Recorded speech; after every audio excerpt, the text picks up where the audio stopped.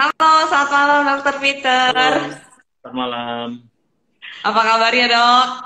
Kabar baik, kabar baik. Habis selesai praktek ya dok ya? Iya, Oh habis iya, oke jalan-jalan, oke. ngukur jalanan di Jakarta. Perjalanan ya. Udah sampai di rumah apa masih di tempat praktek nih dok? Udah dari rumah? Oh udah di rumah. Iya, oke. Saya sapa dulu. Halo semuanya, selamat malam. Terima kasih buat yang sudah bergabung dan kita juga sambil menunggu yang lain juga bergabung. Topik kita hari ini adalah tentang terapi obesitas selain diet dan olahraga. Nah, untuk malam ini kita kedatangan tamu spesial tentunya yaitu Dr. Peter Ian Limas, SPB KBD. Ini adalah bedah digestif gitu ya. Nah, Dr. Peter ini adalah dokter bedah di Fakultas Kedokteran Universitas Tarumanegara. Kemudian juga konsultan bedah pencernaan dan obesitas di Rumah Sakit Pondok Indah, Rumah Sakit Sumber Waras, dan juga di Rumah Sakit Gading Pluit gitu ya. Nah, sebelum lebih lanjut lagi, silakan buat kalian yang sudah bergabung, jangan lupa nanti di-follow IG-nya Dr. Peter, yaitu @bedah-bariatrik ini ya. Nah, kemudian di situ nanti setiap harinya kalian semua bisa melihat informasi-informasi yang kiranya berguna banget untuk kesehatan, gitu ya, terutama seputar hal-hal yang berkaitan dengan bedah. Kalau mau bertanya juga bisa di DM, kemudian juga bisa dihubungi Dr. Peternya, welcome sekali orangnya. Nah, untuk yang semua yang sudah bergabung, di sini saya akan sapa terlebih dahulu. Halo, ada Septiang Anggi, kemudian ada Woylai, kemudian ada juga Kang Yusar, ada Endriana, ada Gwen, ada Pilo Lilis, kemudian ada Windasari, Cynthia Tenggara, Patricia, Gavel, kemudian juga Viera, ada Meli 30, dan kemudian yang lainnya juga. Nah, terima kasih sudah bergabung. Untuk kalian yang mungkin masih belum bergabung, nah silahkan juga cepet-cepet bergabung ya. Kasih tahu aja sama teman-temannya yang lain yang mungkin belum bergabung. Cepetan, cepetan, udah mulai nih gitu ya. Nah, kita akan langsung mulai aja. Karena ini durasinya 1 jam ke depan, nanti di sini Dokter Peter akan memberikan hal-hal yang memang berkaitan dengan terapi obesitas selain diet dan olahraga. Nah, untuk teman-teman sekalian yang mau bertanya, silahkan langsung diketik aja di kolom di bawah ini. Nanti akan saya bacakan dan akan dijawab oleh Dokter Peternya langsung ya. Nah, kita mulai aja. Nah, teman-teman, jumlah penduduk dewasa, yaitu usia di atas 18 tahun di Indonesia ini yang mengalami obesitas itu ternyata meningkat dari tahun ke tahunnya. Berdasarkan pemantauan status gizi atau PSG Kementerian Kesehatan, itu sekitar 25,8% penduduk dewasa tergolong obesitas. Nah, kayaknya gede banget jumlahnya ya. Dan jumlah itu melonjak 2 kali lipat dibandingkan tahun sebelumnya yang hanya 10,6%. Nah, hasil survei Kemenkes juga mengatakan bahwa sekitar 29,7 perempuan tergolong obesitas, sementara pada laki-laki jumlahnya hanya 11,4%, jadi lebih banyak ceweknya ya. Adapun di Jakarta ini merupakan provinsi yang penduduk dewasanya paling banyak mengalami obesitas, disusul Aceh, Jawa Timur, dan juga Riau. Data dari Kementerian Kesehatan RI, jumlah penderita obesitas di Indonesia itu menempati peringkat 10 besar dunia, teman-teman. Ya, di atasnya Indonesia itu ada Amerika Serikat, Turki, Rusia, Hungaria, Kuwait, Arab, Mesir, Afrika Selatan, dan juga Meksiko. Nah, Indonesia yang ke-10 nih. Obesitas dinilai telah menjadi salah satu permasalahan dari kesehatan dunia. Jadi memang dunia merasa bahwa obesitas ini adalah hal yang memang urgent sekali untuk dibereskan gitu ya. Akibat kelebihan berat badan itu ternyata efeknya panjang dan juga menimbulkan sejumlah penyakit. Selain masalah kesehatan, jika tidak ditangani dengan tepat, obesitas dapat berdampak terhadap produktivitas masyarakat. Nah, oleh karena itu, kita nggak sabar lagi untuk menunggu bahwa Dokter Peter di sini akan menjawab pertanyaan-pertanyaan dan juga menerangkan seputar treatment yang berkaitan dengan obesitas ini ya. Dok, berdasarkan data yang saya peroleh ini kayaknya saya kaget banget nih karena ternyata jumlah orang dengan obesitas itu ternyata banyak banget ya dok ya. Nah, penyebab orang yang mengalami obesitas itu kenapa dok? Kenapa sih orang tuh bisa obesitas? Ya, jadi memang betul. Saya ngomong datanya dulu ya. Mm-mm. Data itu sebenarnya cukup mengagetkan. Seperti saya aja nih ya, sebenarnya saya udah overweight nih, walaupun kelihatannya masih oke-oke lah ya, tapi sebenarnya kalau dihitung-hitung, saya sebenarnya overweight. Apalagi mungkin kalau dihitung lemaknya, itu saya sebenarnya juga udah berlebihan lemaknya. Jadi tanpa kita Oh, sadari sebenarnya kita bisa masuk ke kategori obesitas. Kalau sejak saya mengikut atau berkecimpung di bedah bariatrik, saya jadi lebih terbuka matanya ya. Kadang-kadang kalau dulu mungkin kan kalau di mall ya acuh nggak acuh ya dengan orang. Kalau sekarang jadi lebih tajam melihat, wah ini bisa jadi pasien saya nih gitu.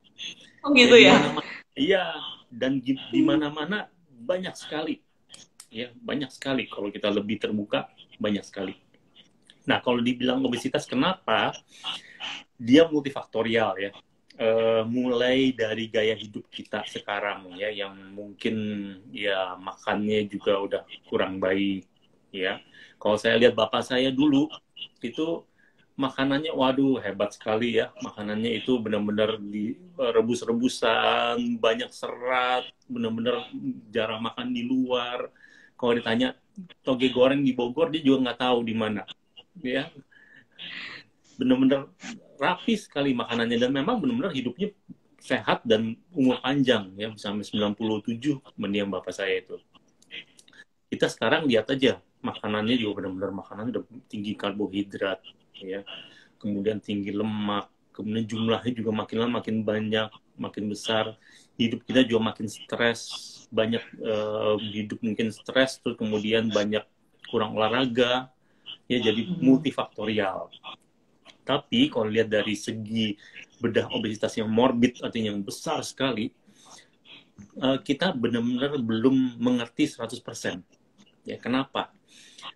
Misalnya hormonal, dikatakan ada hormon yang hormon leptin ya, yang pada orang-orang gemuk itu tidak efektif atau kurang jumlahnya.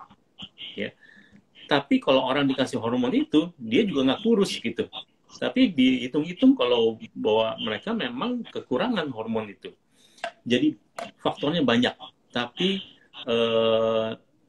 yang jelas memang ini merupakan suatu penyakit yang mempunyai gejala laparnya itu terus-terusan.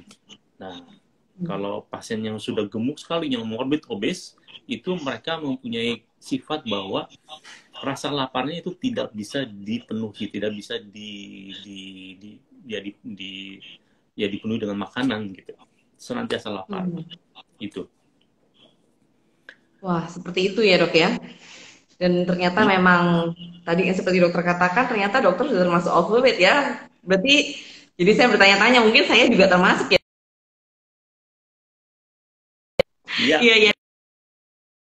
Pegang peranan utama ya. Nah, dok, ada nggak kriteria seseorang itu dikatakan dia sudah masuk ke kategori obesitas? Ya, Apa sih ada. kategorinya?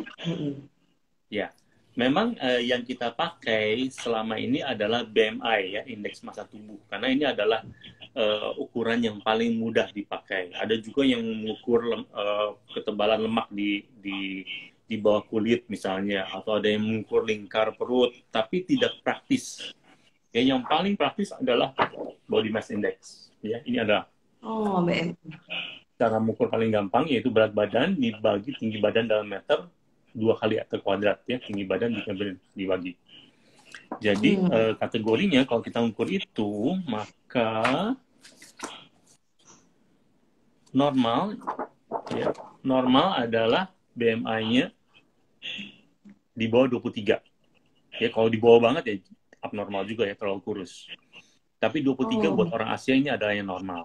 Kalau dia udah di atas 23 udah mulai masuk tuh pra-obes, obes 1, obes 2 dan lain dan sebagainya. Obes 2, obes 3. Ya, jadi kalau di atas 23 itu udah mulai. Makanya saya mungkin sekitar 25 itu sebenarnya sudah termasuk overweight gitu. Jadi itu yang paling dipakai untuk penggolongan lah berat badannya. Tapi yang memang untuk bagi saya yang paling ditangani oleh saya adalah obes 2. Ya, yang berat badannya di atas 32. Ya, artinya kalau dilihat berat badannya mungkin sekitar ya 90 kilo ke atas deh. Itu yang masuk ke dalam radar saya. Gitu ya. Ya. Oke, itu berkatakan obesitas. Jadi emang mengacunya pada BMI ya dok ya? Kemudian di atas 23 ke atas itu juga sudah termasuk. Terus kemudian juga tadi yang banyak dokter tangani yang di atas BMI-nya 32 gitu ya. Iya.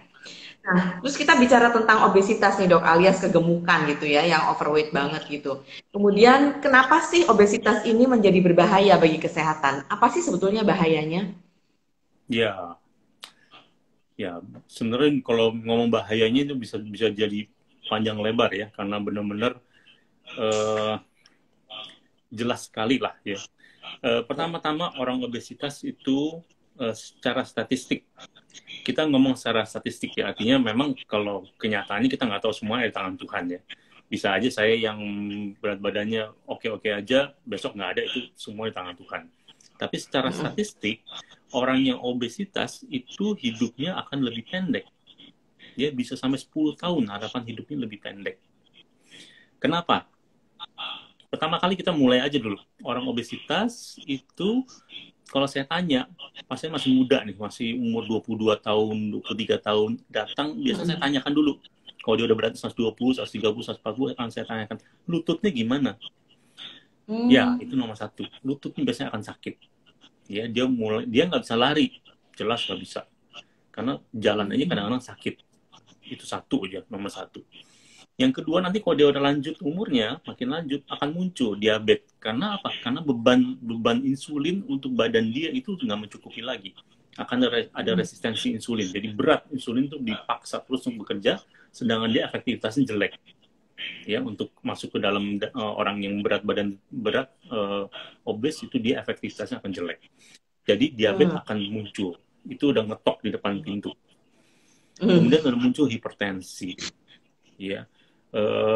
Nanti hiperkolesterol, apalagi pasien yang merokok lagi, waduh, ya itu semua akan menuju pada stroke, ya, atau jantung, yakin jantung, atau kanker ya. Kanker ini juga akan muncul lebih cepat kalau pasien-pasien obesitas. Itu ada datanya yang sangat jelas bahwa pasien-pasien obesitas akan lebih mudah terkena kanker. Yang paling gampang deh, saya kira-kira beberapa tahun lalu itu saya berat badan 80-an, sekarang 72, dulu 82, 83. Saya turunkan berat badan saya, karena ada suatu hal saya harus turun. Jadi saya turunkan sampai 72 dengan susah payah ya, benar-benar susah payah sekali itu benar-benar. Tapi karena ada sesuatu yang memang maksa saya turun, saya turun. Dan itu benar-benar beda sekali. Waktu berat badan 82, nadi saya itu 100. Tidak pernah turun dari 100. Sekarang 72, nadi bisa sampai 80. Ya, artinya jantung saya bekerja dengan sangat lebih efisien. Bayangkan kalau berat badan 150 kg. Ya, beban ke jantungnya udah berat sekali. Ya, jadi itu aja udah sangat berbeda lah. Belum lagi pasien dengan obesitas, lemaknya banyak. Lemak itu adalah menghasilkan zat-zat yang bersifat inflamasi. Dia akan meningkatkan peradangan dalam tubuh. Jadi tubuh orang gemuk itu selalu dalam keadaan meradang. Gitu. Ya, itu yang salah satu juga yang jelek. Jadi banyak sekali kerugian untuk menjadi seorang obesitas. Jadi tidak ada yang namanya istilahnya biar gemuk tapi sehat. Itu nggak ada. Itu nggak bisa aja, ya. Tidak ada. Itu ibaratnya seperti dia hitam tapi putih gitu, ya kan? Hitam dan putih, ya tidak bisa, itu bertentangan. Itu saya kira. Iya, betul. Iya, jadi orang yang masih bilang biar gemuk tapi sehat tuh kayak pembelaan gitu ya dok ya. Padahal kenyataannya emang nggak sehat sebetulnya ya.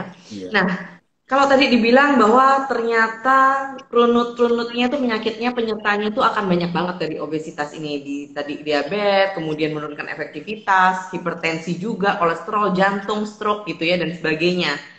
Nah, orang obesitas ini dok, apakah bisa sih, apa enggak kalau diatasin itu hanya dengan olahraga, merubah pola makan dan diet? Kalau misalnya nggak bisa, kenapa nggak bisa? Kalau bisa, seperti apa dietnya dan pola makannya? Bisa, ya. Kita ada contoh-contoh yang menjadikan ya berat badannya turun dengan drastis, ada. Ya, tapi kalau dari persentasenya, ya secara statistik lagi nih, ya Hmm. kurang dari 5% itu yang berhasil. Mungkin Kurang sekarang dari bisa 5. turun. Hmm. Ya, mungkin sekarang bisa turun cukup banyak, misalnya 30, 40, 50 kilogram. Tapi sampai kapan? Ya, Hmm. karena kenapa sih dia gagal, banyak gagalnya?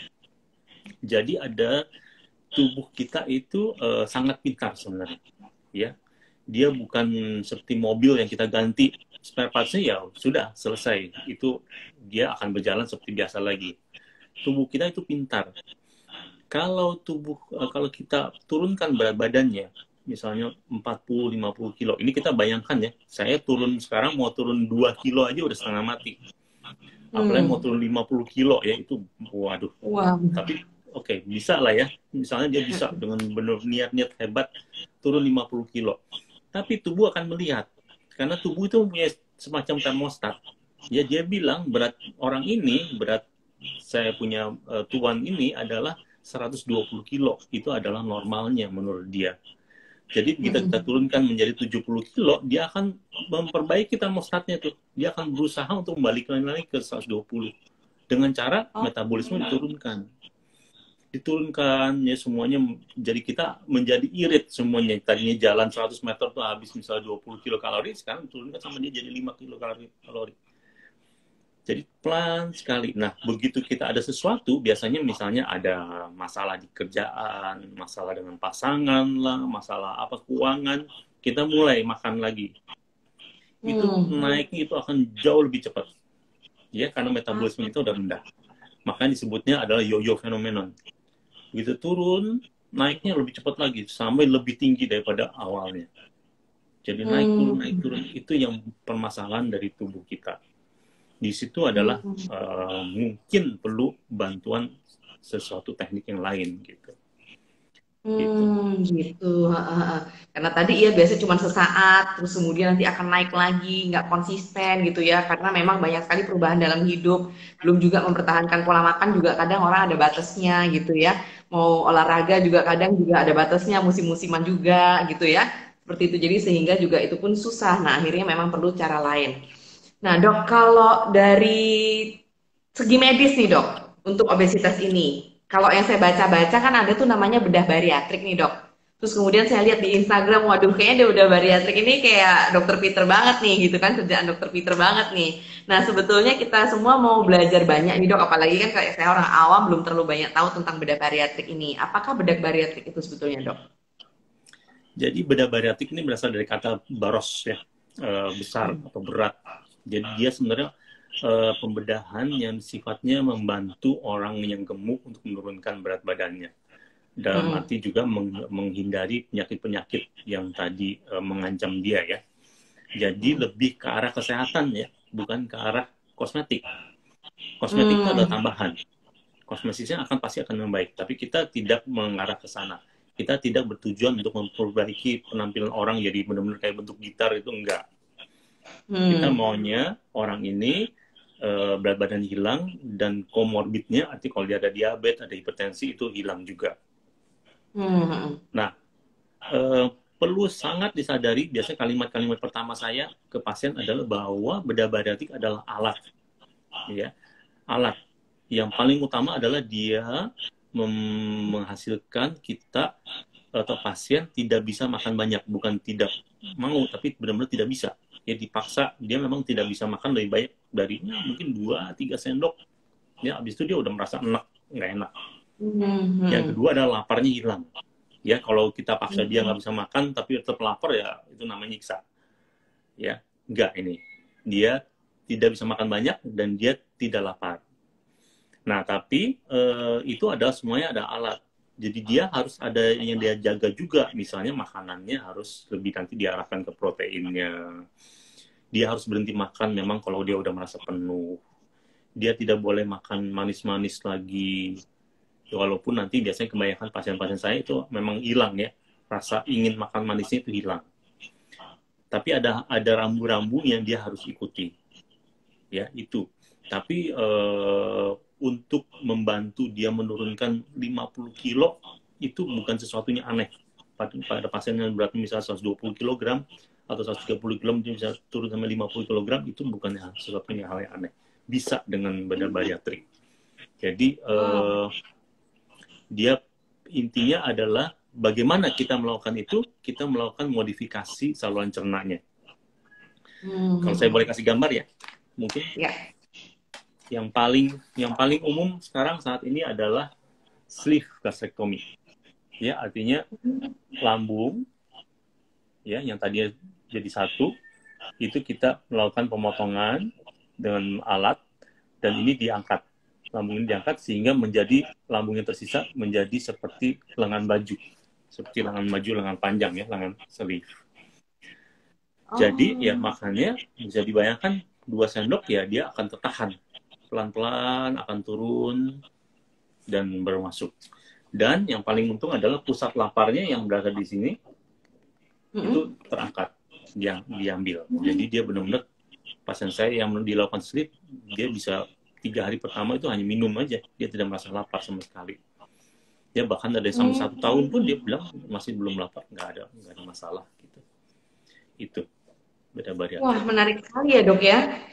Ternyata memang dilakukan seperti itu dan ini kayaknya good news banget atau berita baik banget buat orang-orang obesitas. Ternyata nggak usah berkecil hati, ternyata ada caranya gitu ya. Nah, ini ada yang mulai bertanya, saya akan membacakan dulu, tapi sebelumnya saya sambil menyapa untuk semua yang sudah bergabung, yang tadi belum sempat saya sapa ya. Di sini ada, halo, ada Rosa Huang, ini alumni Ukrida nih, apa kabar? Ada Maldini, ada sahabat saya Tera Manuhutu, ada Surya Diang, ada Mailing, halo Mailing. Ada Mika Angela, ada Kitin, Jenny Hung, Sylvia Gunawan, Felicitas, Marcella, Claire, kemudian juga ada Veto, ada Ratna, ada Grace, Irawati, Grisilia, Rasel Christina Gunawan, ada Lindawati, dosen psikologi Untar nih, halo Lin. Ada Nia, ada Sal Yuliana, ada Nuraini, ada Gufi, kemudian ini ada pertanyaan juga dari Nuraini. BPJS cover nggak dok katanya dok? Saya pernah menanyakan ya, di Jakarta ini BPJS belum mau. Ya sebenarnya disayangkan ya, kalau di luar negeri itu sudah mulai ada asuransi yang mau mengcover ini, karena mungkin dia udah melihat bahwa kalau dia diamkan, orang-orang yang berat badan 120, 130, 140 kilo, itu dalam waktu 5-10 tahun justru akan lebih banyak pengeluarannya ya. Misalnya ada penyakit jantung yang kemungkinan sangat besar akan datang tuh. Itu pasang stent satu aja udah bisa 100 juta. Ya, jadi sebenarnya bedah bariatrik itu sangat murah dibanding kalau kita menunggu dulu adanya komplikasi, itu akan jauh lebih mahal. Ini ngomong asuransi. BPJS belum melihat itu, dia bilang kita untuk preventif belum mau. Itu waktu itu dia ngomong gitu. Tapi saya tahu bahwa di beberapa tempat itu masih bisa diakal-akalin. Tapi Jakarta saya kira nggak bisa. Belum bisa ya. Asuransi yang mau mungkin masih asuransi kantor. Kadang-kadang mau. Kalau asuransi umum rata-rata tidak mau. Sayangnya itu. BPJS saat ini sih belum bisa. Jadi belum bisa ya. Paling asuransi tertentu ada yang bisa ya dok ya. Ya, itu jawabannya ya Nurani ya. Tapi kalau untuk demi kesehatan, ya apa aja kita lakukan. Kalau kita punya asuransi, ya coba aja tanya sama asuransinya cover apa enggak gitu ya. Kalau enggak, ya kita bisa juga misalnya dengan cara ya mungkin menabung dulu gitu ya. Kemudian yang penting kalau untuk kesehatan kita harus nomor 1-kan lah itu ya. Nah, kemudian ada ya. Ada pasien saya waktu itu ngomong, dia bilang saya ngitung-ngitung nih katanya. Habis sesudah bedah bariatrik, sebenarnya dalam waktu 6 bulan saya udah balik modal katanya. Karena makan saya gitu. tadi 2 piring, sekarang cuma 2 sendok. Dia bilang akhirnya bisa berbanyakkan satu porsi. Kalau saya hitung-hitung katanya sekarang udah balik modal. Katanya begitu. Iya ya, bener juga ya kalau dikalkulasi, kita mau cermati kalkulasinya ya. Benar-benar ternyata nggak, kalau dibandingkan sama pola makan dia yang dulu sehingga menyebabkan seperti ini, ya memang ternyata memang lebih mahal pola hidup dia yang dulunya gitu kan ya. Iya, betul. Menarik sekali itu dok. Nah ini ada Desi Tera, kemudian ada Marvel. Nah Marvel bertanya nih dok, operasi seperti itu habis berapa biayanya dok? Gitu. Nah, mungkin untuk Marvelis ini ya berkaitan sama biaya dan mungkin para pendengar lain yang berkaitan dengan biaya langsung di DM aja nanti ke Instagramnya @bedahbariatrik, nanti akan dijawab langsung sama dokter di DM Instagram tersebut ya.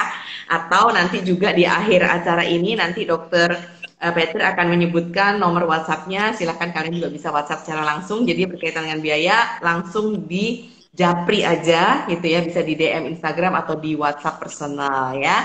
Nah, kemudian selamat bergabung juga ada Mary, ada Putri, Sekar Utami, ada Rosa, ada Ratna. Nah, Ratna nanya juga nih dok, dok ada efek sampingnya nggak ya dok operasi seperti itu? Ya, efek samping, kalau kita bilang efek samping, kita harus bedakan dengan komplikasi ya. Efek Mm-mm. samping itu misalnya ada yang namanya dumping pada teknik Mm-mm. tertentu. Jadi teknik tertentu efek sampingnya bisa beda dengan teknik yang lain. Mm. Teknik yang tadi yang saya bilang sleeve itu biasanya efek sampingnya adalah reflux, asamnya naik ke atas ya, ke Mm. kerongkongan. Makanya setiap pasien saya akan saya teropong dulu ke dalam. Ya, kalau udah Mm. kelihatan bahwa dia ada reflux, artinya di kerongkongan ada merah-merah, ada luka, itu kita harus hindari. Asli. Itu ada salah satu cara kita menghindari efek samping. Efek samping lain adalah dumping pada bypass. Saya ada gambarnya, ya, biar lebih Mm. ngerti bypass itu kayak gimana. Ini adalah bypass. Ya, artinya lambung kita potong kecil, sehingga dia merasa masuk makanan ke sini akan merasa kenyang, sudah ada. Ya, kemudian dia akan menghindari si usus 12 jari ini, sehingga makanan Mm. dari yang tadi lambung kecil itu langsung masuk ke usus di bawahnya. Ini dengan membypass ini adalah sangat baik untuk penyakit diabetes. Ya, pada pasien-pasien Mm. saya yang mengalami bypass, seperti yang pernah saya wawancara beberapa hari lalu, 5 hari kemudian yang tadinya pemakai obat diabetes sudah hilang. Ya, dia tidak memakai obat diabetes lagi. Tapi dia ada efek dumping, which is kadang-kadang bisa memang efeknya sebenarnya kita bisa menggunakan efek samping itu menjadi sesuatu yang baik. Jadi dia Mm. bilang, saya sekarang nggak bisa lagi minum manis, kata dia. Ya, karena minum manis akan berakibat dumping. Artinya manisnya itu akan cepat sekali masuk ke usus sehingga menarik cairan, gula darahnya cepat naik, di counter dengan tubuh kita memberikan insulin yang banyak, gula darahnya jadi makin turun malahan. Jadi dia habis Mm. minum manis, dia akan lemas, ya, keringetan. Akhirnya dia tadi menyetir, dia mesti berhenti. Dia bilang, jadi saya tahu, saya nggak bisa makan manis. Gitu. Nah, efek dumping itu kita gunakan sebagai orang yang makanannya manis melulu, kita berikan teknik ini sehingga ada efek dumpingnya, akhirnya dia menghindari manis. Gitu. Tapi ya memang orang itu harus tahu bahwa dia harus menghindari manis. Ada juga orang yang bilang kan, saya nggak mau tahu, pokoknya saya mau operasi, saya mau makan apa aja, saya nggak mau olahraga, saya mau kurus. Nah, orang begini berbahaya. Nah, itu makanya gunanya kita juga harus nilai lagi, malah kadang-kadang kita harus mengikut sertakan seorang psikolog, ya, atau psikiater mungkin untuk menilai orang ini bisa nggak bekerja sama dengan kita gitu. Nah, itu efek samping, ya, efek samping. Kalau komplikasi ada, tapi untuk komplikasi artinya ada misalnya terjadi perdarahan atau terjadi kebocoran. Tiap tindakan pasti akan ada risiko komplikasi. Kita mau nyebrang jalan aja selalu saya gambarkan, kalau kita mau nyebrang jalan beli roti, ya kita bisa ketabrak motor, kita bisa kejeblos ke dalam selokan, kita bisa kesandung, macam-macam.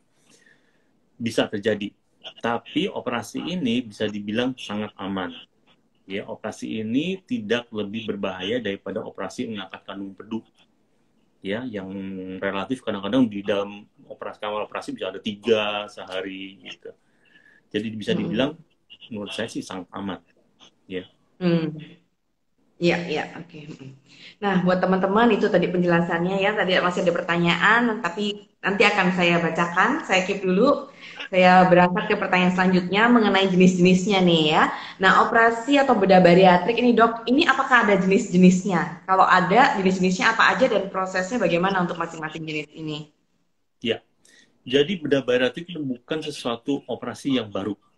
Ya, bedah bariatrik ini sudah dimulai dari tahun 60-an di Amerika Serikat. Jadi panjang sekali. Kalau kita lihat sejarahnya, itu mungkin bisa ada 30 jenis atau lebih, mungkin 40, 50 operasi yang baiknya sekarang masih ada dilakukan, maupun yang sudah obsolete, artinya sudah ditemukan dan ditinggalkan karena ya tidak begitu efektif lah, atau mungkin ada efek samping yang tidak diinginkan gitu. Ya mungkin sekitar 50-an ada. Yang sekarang berlaku mungkin ya yang sangat paten, yang sangat sudah teruji, mungkin sekitar ya 6 operasi mungkin ya yang sudah benar-benar diakui lah dan sangat banyak dilakukan di dunia. Ya, misalnya yang pertama kali yang kita mulai di Indonesia adalah gastric banding. Ini dimulai di Rumah Sakit Gading Pluit oleh Dr. Balian, ya guru saya. Dia memakai gastric banding ini. Sekarang sudah mulai, dulu ini sangat populer di Australia. Australia ini benar-benar banyak sekali, tapi sekarang sudah makin hilang dan digantikan dengan sleeve, ya yang tadi saya jelaskan. Ini sleeve. Kemudian ada juga bypass, ya ini adalah yang bisa dibilang abahnya lah, ya abahnya bariatrik itu dia udah lama sekali dari tahun mungkin 70-an, tahun 70-nya udah mulai dilakukan. Jadi sudah banyak sekali dan paling banyak mungkin di Amerika Serikat untuk bypass. Ini adalah duodenal switch. Duodenal switch ada semacam bentuk bypass juga, tapi dia lebih drastis, ya. Benar-benar drastis untuk orang yang benar-benar sangat berat. Yang sekarang juga sangat umum adalah mini gastric bypass. Ya, mini gastric bypass adalah suatu mungkin gabungan ya antara sleeve, ada sleeve-nya tapi juga ada bypass-nya. Ya, intinya nanti masing-masing orang, masing-masing teknik itu ada indikasi, ada pemilihan orang yang mana. Misalnya kalau kita ada diabetes, saya akan cenderung untuk mengarahkan ke bypass. Kalau dia makanannya porsinya besar-besar, kita mungkin mengarahkannya ke sleeve. Ya, kalau dia mungkin banyak manis, kita mungkin mengarahkan juga ke arah bypass. Biar ada efek dampingnya, dia mungkin tidak akan mau manis lagi. Jadi masing-masing orang ada hal-hal yang kita harus perhatikan. Jadi tidak satu operasi untuk semua, itu nggak bisa. Semua. Oh gitu ya. Itu makanya jadi nanti perlu dari dokter yang akan melihat, menganalisa ini cocoknya yang mana gitu ya dok ya. Betul. Oke. Ya pasien yang dok ini yang menarik. Pasien yang akan menentukan, tapi kita mengarahkan gitu kira-kira. Oke. Seperti itu. Nah, ternyata jenisnya ada beberapa, terus kemudian nanti akan dikonsultasikan ke dokter dengan melihat juga dengan kondisi, kemudian juga keadaan pasien, dan kemudian ada beberapa pertimbangan lain, sehingga nanti akan dipilihkan sama dokter alternatifnya yang mana yang paling cocok untuk kondisi yang bersangkutan gitu ya dok ya. Nah dok, sekarang gini, saya dengar nih dok, ada treatment di mana pasien obesitas itu tidak memerlukan pembedahan, benar nggak dok? Kalau iya, gimana caranya dok? Ya, jadi ada, ya, tapi memang tindakan-tindakan itu dilakukan pasti ada sedikit invasifnya, artinya tidak berupa kayak seperti diet atau olahraga ya. Dia ada sedikit, misalnya kalau dalam hal ini pemasangan balon misalnya. Ada dua sih sebenarnya. Saya kasih spektrumnya dulu sebentar, ya. Jadi ini adalah spektrum, ya, mulai dari tindakan yang paling ringan, ya, obat-obatan. Kemudian ada intragastric balloon, ada endoscopic suturing, artinya kita menjahit, kita bikin semacam sleeve juga seperti tadi, tapi kita melakukannya dengan lewat endoskopi. Kemudian gastric band yang tadi saya katakan, yang masakan yang dilakukan pertama oleh Dr. Balian di Indonesia. Kemudian ada sleeve, ya, kemudian ada bypass, ada BPD, yang duodenal switch. Jadi sebenarnya ada semacam spektrumnya. Kalau makin berat ke sana, kita makin tindakannya makin lebih drastis. Ya, bypass lebih kuat sedikit daripada sleeve. Jadi kalau untuk balon, misalnya untuk balon, dia tidak bisa menggantikan untuk yang berat sekali. Ya, balon ini mungkin untuk orang-orang yang berat badannya belum memenuhi syarat untuk melakukan sleeve, tapi dia udah overweight. Begitu juga endoscopic suturing. Kenapa sih kita melakukan ini pada orang-orang yang berat badannya lebih ringan? Kenapa nggak langsung aja pada misalnya sleeve gastrectomy? Karena kita selalu harus memikirkan risk, risk dengan benefit, ya, risk dengan benefit. Walaupun dia cukup aman, tapi ada juga resiko misalnya terjadi kebocoran, ada. Nah sekarang kalau kita hanya mau menurunkan 7 kilo misalnya dengan operasi yang cukup besar, terus ya amit-amit apesnya pas ketemu bocor, ya kalau bocor agak lumayan loh, kita harus melakukan tindakan-tindakan yang berulang dan agak panjang hanya untuk menurunkan 7 kilo, nggak, not worth it lah, ya. Nah kalau ada balon dengan endoscopic suturing, itu ibaratnya tindakan-tindakan yang hampir tidak ada risiko, tidak ada efek samping, tidak mungkin terjadi komplikasi, tidak mungkin bocor karena memang tidak ada pemotongan. Pasang balon juga tidak ada yang mungkin bocor karena hanya masuk di balon ke dalam lambung ditinggalkan. Jadi risikonya hampir tidak ada. Jadi bolehlah untuk menurunkan mungkin 7 kilo, 10 kilo, 15 kilo itu masih oke lah gitu. Ya, kalau kita melakukan sleeve untuk pasien-pasien menurunkan 7 kilo itu agak berlebihan gitu. Ya, kadang-kadang ada juga yang melakukan tapi sebenarnya indikasinya belum kena gitu. Jadi ada spektrumnya. Kalau makin berat badannya makin berat, ya untuk balon, untuk sleeve yang endoskopik itu nggak mencukupi, tidak akan mencapai targetnya gitu. Jadi semakin berat badannya semakin obes, semakin besar gitu ya. Jadi memang harus dilakukan pembedahan. Tapi kalau yang belum sampai di situ bisa dilakukan dengan balon atau sleeve tadi ya dok ya. Ya, nah ini sudah banyak banget yang bertanya dok, saya bacakan lagi ya. Aduh seneng banget nih teman-teman, pada interesting banget nih ternyata sama topiknya ya. Hai, ada Nabila, ada Yemima Joli, ada Taustetik, ada Yeni Hung, apa kabar? Ada Dinda, Raina, Ami Priyono, nah ini psikolog juga rekan saya, apa kabar? Nah ada Gufi bertanya, dok lambung dibuang sebagian berdampak saat kita sakit atau umur bertambah nggak katanya? Sleeve ini berumur sekitar mungkin 25 tahun sudah ada. Ya, dan selama ini sih tidak pernah menjadi masalah kalau kita dengan penambahan umur, dengan dalam jangka panjang mungkin maksudnya begitu ya. Nggak ada masalah. Ya. Malahan dia karena memang tadi saya bilang kan ya, faktor adaptasi tubuh kita itu kuat sekali. Jadi dia yang tadinya kita bikin sleeve ketat sekali, dia bisa dibilang dengan diameternya itu menjadi 1 jari aja kira-kira, ya ketat sekali. Itu ada alat ukurnya dan kira-kira sekitar 1 jari diameternya. Nanti lama-lama yang tadi dia makan hanya bisa 2 sendok, nanti tubuh kita akan mengadaptasi sehingga dia lambungnya akan membesar sedikit demi sedikit pelan-pelan, tidak pernah akan mencapai ukuran yang sebelumnya, tapi dia akan yang tadi terlihat lah bahwa dia pertama hanya bisa makan 2 sendok, sekarang menjadi 4 sendok, menjadi 5 sendok. Adaptasi tubuh kita akan ada. Tidak ada efek masalah di situ. Ya, dia akan tetap kecil, tapi ada adaptasi. Jadi tidak perlu takut. Karena tubuh kita sangat resilient lah. Oke. Ya, itu ya buat Gufi. Jadi jangan khawatir, jangan takut. Itu nggak akan dampak ke arah misalnya penyakit ataupun umur bertambah, itu nggak ada efeknya ya. Nah, halo, ada Mamonik di sini, ada Agustina Mei, ini rekan saya di Little Shine, ada Kenia Tanalia, ada Himelia. Nah, Himelia bertanya nih dok, efek jangka panjangnya bagaimana ya dok? Apakah dengan ukuran lambung yang lebih kecil, makanan masuk berkurang? Bagaimana kebutuhan gizi yang didapat tubuh dengan jumlah makanan yang berkurang? Ya, pertanyaan bagus.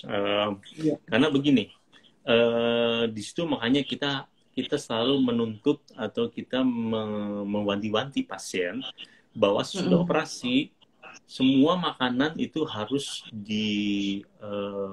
diatur atau di dalam pengawasan atau banyak ketemu, banyak konsultasi dengan bagian gizi.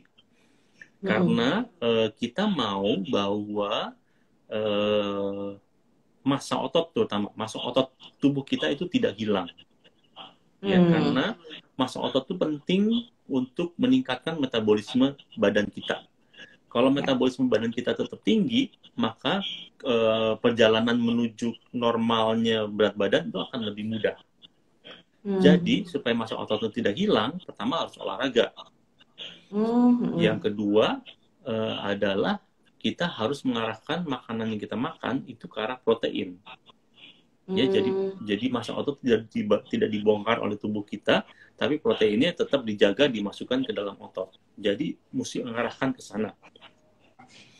Tergantung dari teknik yang mana.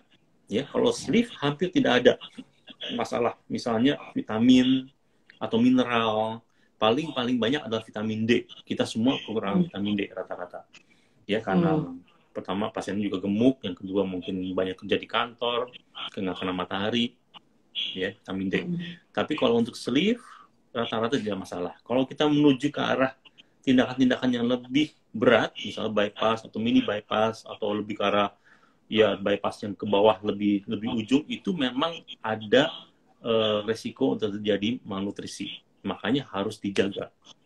Tapi untuk sleeve itu hampir tidak ada masalah lah. Tapi tetap makanan harus diarahkan ke protein. Karena untuk mengejar jatah protein sekitar 50-60 gram per hari, itu kadang-kadang agak susah. Itu aja. Oke ya, seperti itu ya. Kira-kira jawabannya ya Himelia untuk pertanyaannya bagus banget. Jadi memang setelah dilakukan operasi ini juga ada hal yang harus di-maintain gitu ya, terutama dalam hal tadi makan makanan yang mengandung protein dan juga tetap harus berolahraga tentunya ya. Nah, ini ada pertanyaan selanjutnya dari Kitin Christine. Apakah orang dengan penyakit MAH tetap bisa melakukan bedah bariatrik, Dok? Bisa banget ya. Jadi bedah bariatrik untuk misalnya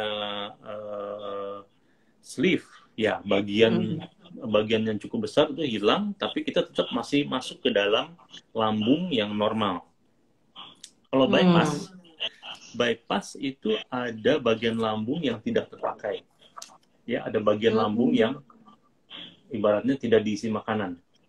Kita akan cek dulu bagian lambung ini normal atau enggak. Ya, kalau misalnya tiba-tiba ada pertumbuhan di sini yang tidak normal, ya mungkin kita akan mengarahkan ke sleeve. Jadi ini nanti akan dibuang gitu. Tapi kalau kita tetap melakukan bypass, hebatnya adalah bahwa kalau karena satu dan lain hal nanti akhirnya perlu dilakukan teropong juga, dilihat lambungnya ini, pada orang-orang yang sudah melakukan, dilihat bahwa lambung ini akan menjadi sehat sekali.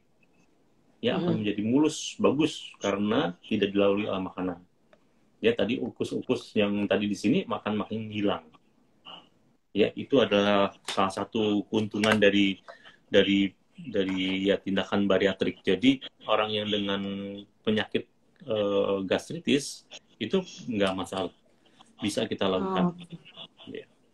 Jadi tetap bisa ya, dan jangan khawatir, itu semua nanti akan diperiksa juga. Tadi dokter sudah menjelaskan bahwa dilihat dulu kondisi lambungnya seperti apa gitu ya, dan memang itu dilakukan juga tetap dengan cara yang aman. Jadi tetap akan melihat kondisi yang bersangkutan, dan kalau berkaitan dengan MAH itu nggak masalah walaupun orang punya sakit MAH ya. Nah, berikutnya ada pertanyaan lagi nih Dok dari Nuraini ya. Saya berat badan 76, tinggi 155. Bisa nggak ya Dok kalau saya mau operasi bariatrik? Ya, saya nggak ada kalkulator ya. Tapi yang penting kalau dia udah berat badannya masuk ke indikasi, artinya indikasi yang sekarang diakui adalah kalau BMI-nya di atas 35 atau di atas 30 dengan komorbid, artinya di atas 30 tapi ada diabetesnya, ada hipertensinya, ada hiperkolesterolemianya, ada ya hipertensi atau yang tadi ya, itu udah bisa masuk kriteria. Ya, sebenarnya adalah balik lagi yang tadi ya, risk dengan benefitnya. Ya, kita mau turunkan berapa kilogram. Berat badan yang kita hitung biasanya turun adalah 70% dari kelebihan berat badan. 70% dari kelebihan berat badan. Jadi kalau dia kelebihan berat badan sekitar 50 kilo, mungkin beratnya 120 kilo, maka dalam 6 bulan sampai 1 tahun biasanya akan hilang 35 kilo. Dan itu relatif menetap. Ya. Wah, 25 kilo ya? Iya. bisa sampai 35 kilo, 70% Bisa dari sampai 35 berat kilo. badan. Iya. Oh, oke. Iya. Jadi itu buat Nureni ya. Nanti akan dihitung lagi pakai BMI dan kalau misalnya memang mau konsultasi lebih lanjut bisa silakan datang ke tempat prakteknya Dokter Peter. Nanti di akhir acara ini akan diperjelas lagi tentang WhatsApp grup, WhatsApp nomor WhatsApp-nya, kemudian tempat prakteknya gitu ya. Jadi bertahan dulu sampai akhir ya. Kalau Terima saya kasih boleh buat tambahkan pertanyaannya. sedikit, Iya. kalau saya tambah sedikit, mungkin kalau BMI-nya di bawah itu, ya kita bisa pertimbangkan untuk balon, ya, atau tindakan yang ini balon ya, ini balon, Balon. ya, Mm-mm. atau tindakan yang sleeve gastroplasty tadi. Sorry, saya lihat gambarnya di mana ya. Ya, sleeve gastroplasty, artinya penjahitan dari dalam, ya, lewat endoskopi dijahit dari dalam, jadi lambungnya jadi kecil seperti ini.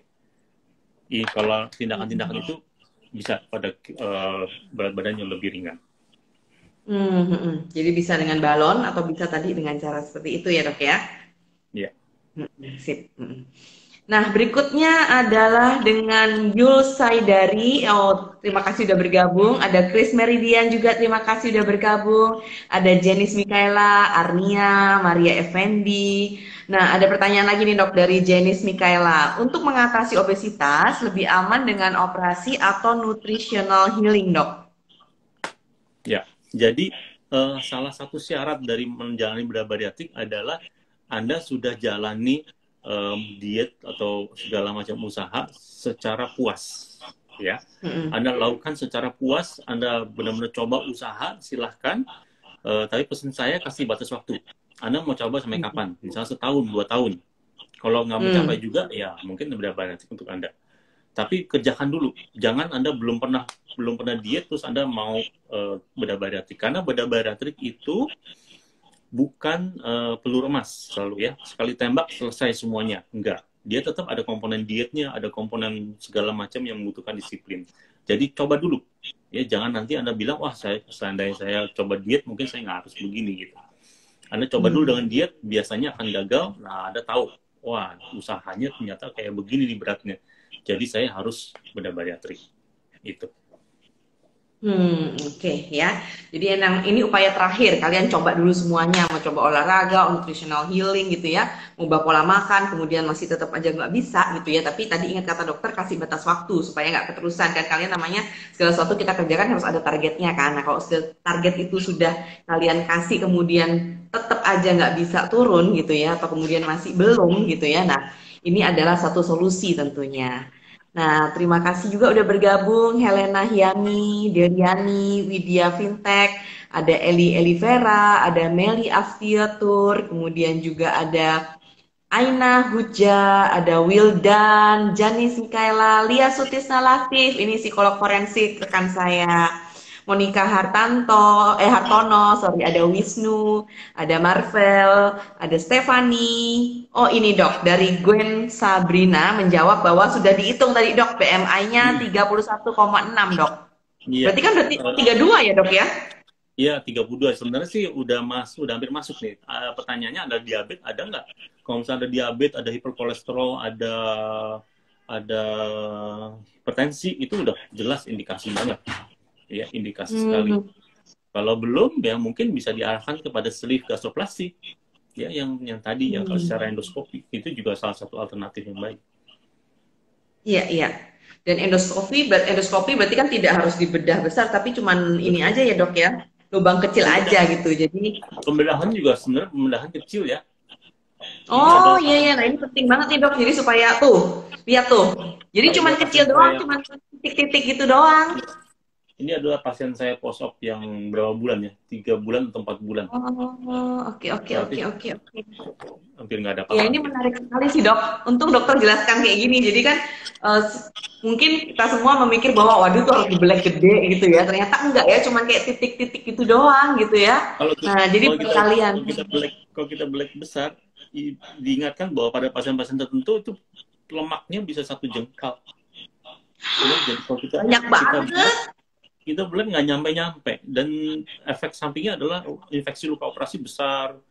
Ya banyak sekali efek-efek samping yang buruk kalau kita melakukan operasi terbuka pada pasien-pasien obesitas. Sebenarnya Hmm. lebih ruwet memotong hati. Ya, Oh gitu ya. memotong hati itu jauh lebih ruwet. Ya, ini lebih simple. Yang membuat ruwet adalah pasiennya gemuk, itu aja. Jadi space-nya jadi kecil, semua lemak di mana-mana, heparnya besar. Itu yang membuat teknik ini menjadi, ya, membutuhkan keahlian yang khusus gitu. Wah, ini menarik banget ya. Jadi ini menurut saya juga ini berita gembira nih ya buat teman-teman sekalian ya. Jadi jangan takut, lihat aja cuman berupa titik-titik itu doang. Jadi lubangnya kecil banget. Terus kemudian bisa juga kalian untuk terutama yang tadi BMI-nya sudah berlebih, nah bisa segera berkonsultasi karena memang solusinya udah di depan mata banget nih gitu ya. Nah, Dok, ini karena banyak sekali juga teman-teman yang interesting banget dengan hal ini dan kemudian waktunya juga sudah mau habis gitu ya, tinggal 5 menit lagi. Nah, dokter melakukan bedah bariatrik ini di mana aja, Dok? Mungkin jadi supaya yang mendengar ini bisa konsultasi ke dokter dengan langsung pergi kemana gitu kalau untuk bedah bariatrik ini. Ya, jadi pertama memang yang opanya bedah bariatrik itu sebenarnya munculnya pertama di Rumah Sakit Gading Pluit. Ya, ini udah Mm-mm. paling lama di Indonesia nomor 1 dia. Mm-mm. Kemudian saya banyak mengerjakan juga di Rumah Sakit Sumber Waras, ya. Mm-mm. Kemudian juga di Rumah Sakit Pondok Indah. Ketiga rumah sakit ini saya kira sudah cukup cukup pengalaman, cukup memiliki alat-alat, ya, pengalaman yang penting mungkin ya untuk menghadapi pasien-pasien bedah bariatrik ini. Yang paling berat yang pernah saya tangani ada 237 kilogram. Ya, Wah, dan 237 kilogram berat ya, badannya itu, Dok. ya, Itu nggak bisa jalan kali ya, Dok? Jalan aja susah dia ya, Dok? hebatnya dia masih bisa jalan. Dia masih bisa jalan. Ya, Tapi setengah mati kayaknya usahanya besar banget ya buat jalan ya. Berat ya, berarti. terengah-engah lah ya, terengah-engah. Dok, kalau boleh tahu nih penasaran dok, udah menangani pasien dengan bedah bariatrik ini berapa banyak dok? Saya lost count ya. Udah di Indonesia saya kira udah cukup banyak. Mungkin saya udah nggak pernah hitung lagi sejak lewat angka 100. Tapi mungkin di Indonesia masih ketinggalan lah dibanding luar negeri. Ya, kalau luar negeri itu bisa, setahun bisa ratusan ribu. Di Spanyol itu bisa ada daftar tunggunya 6 bulan. Ya, 6 bulan baru bisa dilakukan pembedahan. Saking banyaknya Ngantri itu sekali. ya dok, saking Ngantri, banyaknya ya. ngantri. Di Indonesia sekarang mulai naik. Ya, hampir setiap minggu ada pasien.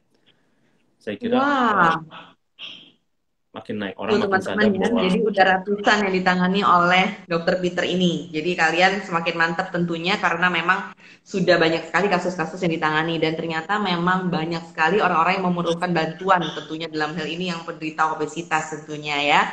Nah, Dok, ya, karena kita sudah sampai di penghujung acara juga ya, ini kan pada pendengar juga tadi ada yang DM bertanya gitu ya, boleh tolong dibacakan nomor WhatsApp dokter?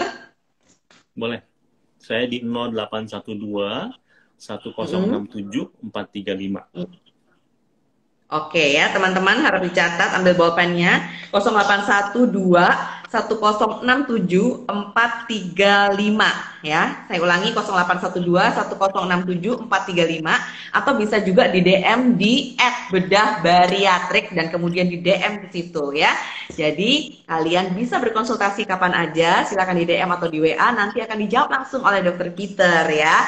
Dan tentunya nggak perlu khawatir, Dokter Peter sudah berpengalaman sekali, kasusnya ratusan, dan kemudian tadi Anda mendengar bahwa memang kalau kita lihat dengan tingkat obesitas yang semakin meningkat, kemudian juga nggak harus obesitas, tapi tadi BMI sudah di atas 32, itu kalian juga sudah harus mencari solusi. Dalam hal ini bedah bariatrik ataupun tadi balon lambung, ataupun tadi sleeve, itu adalah alternatif solusi yang bisa Anda lakukan tentunya.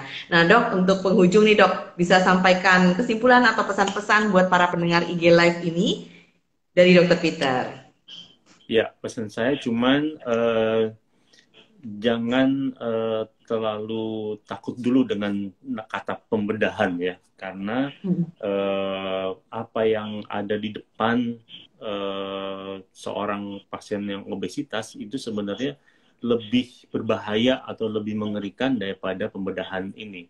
Ya, ini sebenarnya suatu alat yang sangat-sangat efektif yang bisa membantu Anda dengan sangat baik sekali karena banyak pasien saya bilang ya ini seperti mendapat kesempatan kedua lah, ya mendapat kesempatan kedua, gitu.